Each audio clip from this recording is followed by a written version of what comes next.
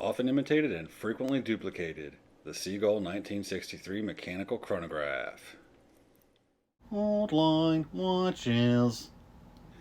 Hey there, welcome to Old Line Watches. With you as always is this guy right here, Jeremy, your old man from the old line state of Maryland. Today we're going to be doing a review of this Seagull 1963 mechanical chronograph. There is some debate about if there is an actual original Seagull 1963 chronograph, or if everyone's copying one other person, or if everyone's copying everybody else.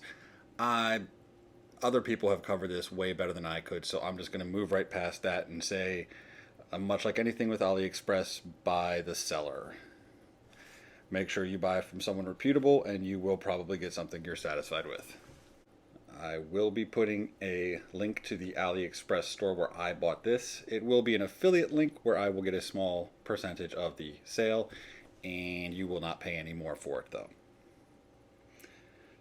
Otherwise, there is no compensation to me for this review.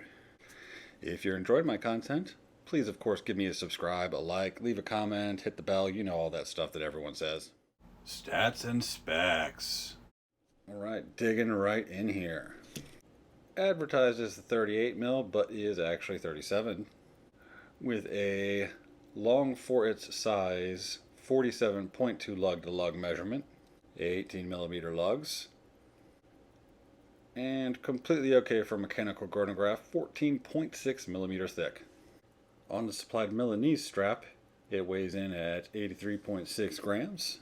Powered by the Seagull ST1901 chronograph movement. The case is all stainless steel. All the surfaces today are polished.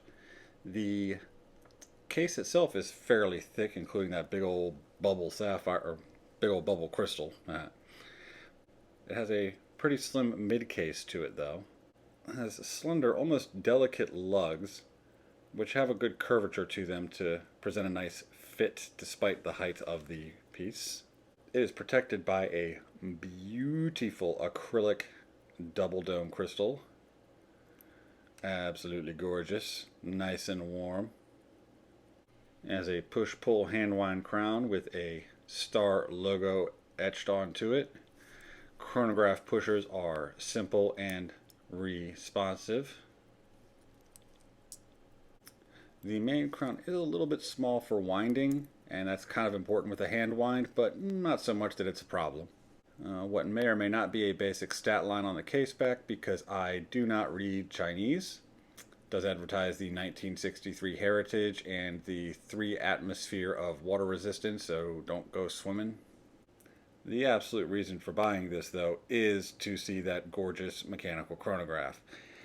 It is well decorated, it looks really impressive, and if you zoom in really close with like macro better than the eye can see, it doesn't hold up and looks not that great, but boy, from arm's length this thing looks amazing. It will come with, mine came with a leather strap as well as the Milanese, which I definitely prefer. This strap is serviceable but not great.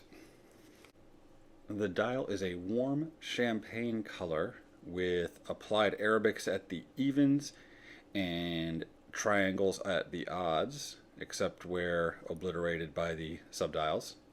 It has an applied star logo with the 21 jewels up top and something in Chinese at the bottom above the 6.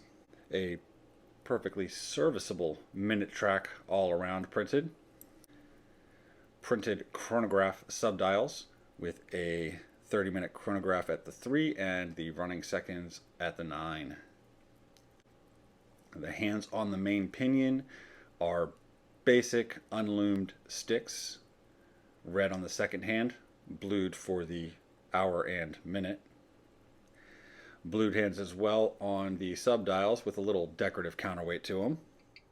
This particular ST1901 movement is running very well, strong amplitude, good accuracy at -1 second per day. Beat error a little on the high side, but well, beggars aren't going to be choosers with this particular model. Props and slops. Alright, to the props. For the entire package, the weirdly incongruous elements, the gold applied indices, the red second hand, the blue hands, the champagne dial, it all actually works together and looks really great. You wouldn't really expect that to be the case, but it just does. As I mentioned earlier, the giant acrylic crystal, and I think acrylic was the absolute correct choice on this one. There's something about acrylic that brings kind of a warmth that sapphire just doesn't have, and it absolutely belongs on this watch in my opinion. Also mentioned that awesome movement that's just incredibly satisfying to watch. And the cost, which we'll get into in the bottom line, is absolutely a huge point in its favor. For the slops, only one really. With the ST1901 movement, you don't know what you're going to get necessarily. The QC and oversight is not always the best, and sometimes you just get a clunker movement and there's not a whole lot that you can do about it. If that's a huge concern to you, there are AliExpress brands like Sujas or even micro brands like Detroit Mint and Hemel that utilize this movement and do their own QC and regulation and stuff so that you know you're getting something better that the manufacturer stands behind. The bottom line. Bottom line, on this particular one, I paid $156 for it on a little bit of a sale. Where I bought it from is currently selling for $165. And for a mechanical chronograph, that's ridiculous and unreal. Usually you're looking at least close to $1,000, if not way more, for a mechanical chronograph. It's just very complicated movement, and the cost reflects that in a lot of cases. I think that owning a mechanical chronograph, particularly one with this movement, is almost a rite of passage for a watch collector. At some point, you're going to get curious, you're going to get one, and this is kind of the one that started it all. An absolutely worthwhile introduction to the world of mechanical chronographs. Thank you for watching, and again, if you enjoy my content, please give a subscribe or like or comment. I love talking to people about watch stuff. It's fun. So until next time, take care of yourselves, take care of each other. This has been your old man from the Old Line State, signing off.